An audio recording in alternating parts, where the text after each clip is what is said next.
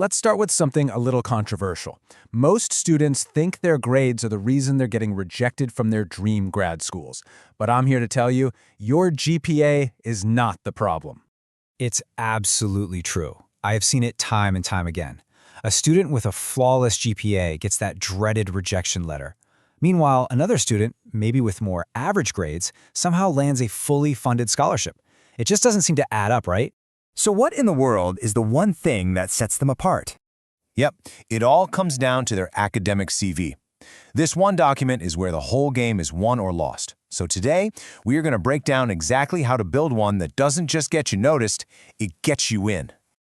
Okay, let's dive right in, because the very first mistake almost everyone makes is thinking a resume and an academic CV are the same thing. They're not even close. So look at this. A resume is a quick 1 or 2 page sales pitch for a job in industry. It's short, sweet, and to the point. But an academic CV, that's your life story as a scholar. It has no page limit. Now, for a student, 2 pages is totally normal, but the whole point is that it's designed to grow as your academic career grows. It's a living document. And this right here, this is the core idea you need to grasp. Your CV isn't just a shopping list of things you've done. Think of it as a proof document. It is the evidence you submit to the court of the admissions committee to prove your intellectual horsepower. So when a professor scans your CV, they aren't just ticking boxes. They have 3 huge questions on their mind. First, can this person actually do research? Second, do they have what it takes to survive the grind of grad school? And third, will they eventually contribute something meaningful to our field? If your CV doesn't scream a confident yes to all 3, you've got a problem. And hold on, right here, this is the exact moment where so many brilliant applications just fall completely flat. People just fail to treat their CV as the powerful piece of evidence it needs to be. So, let me show you something that might actually be a little shocking. We're going to compare a CV that gets thrown in the no pile almost instantly, and one that makes it to the very top of the shortlist.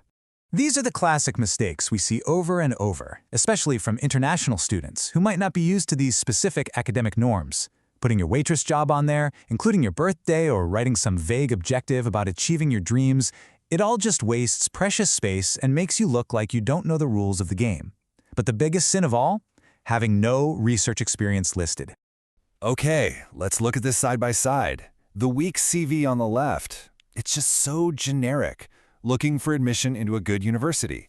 Irrelevant jobs. The message it sends is, I'm just another job seeker. The result? Rejection. Now look at the strong one on the right. That vague objective is replaced with a sharp academic focus like food safety. And here's the magic trick. It turns a final year project into real, concrete research experience. The message is now crystal clear.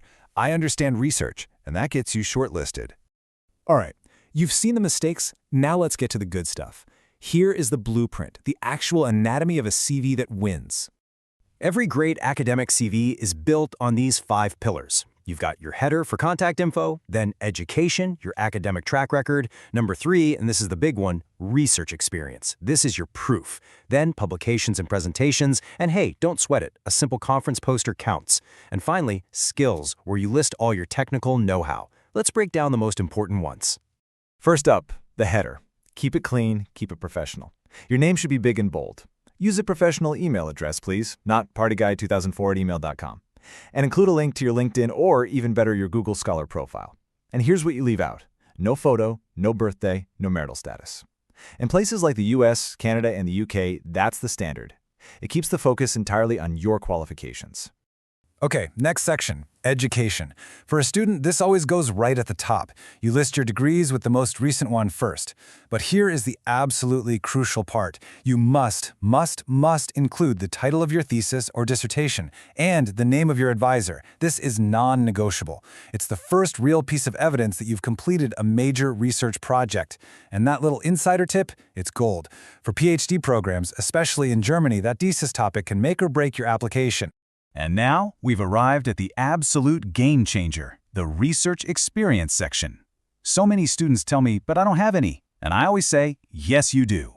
Your final year project, your undergraduate thesis, that is research experience. You just have to frame it like a pro. Use this simple 3-part formula for your bullet points. First, context. What was the research about? Second, action. What did you actually do? Name the software, the lab techniques, the statistical models. And finally, outcome. What did you produce? A report? A poster? A key finding? This is how you prove you can walk the walk. So we've covered the nuts and bolts, the how-to, but I want to leave you with one last thing, a really powerful way to think about all of this.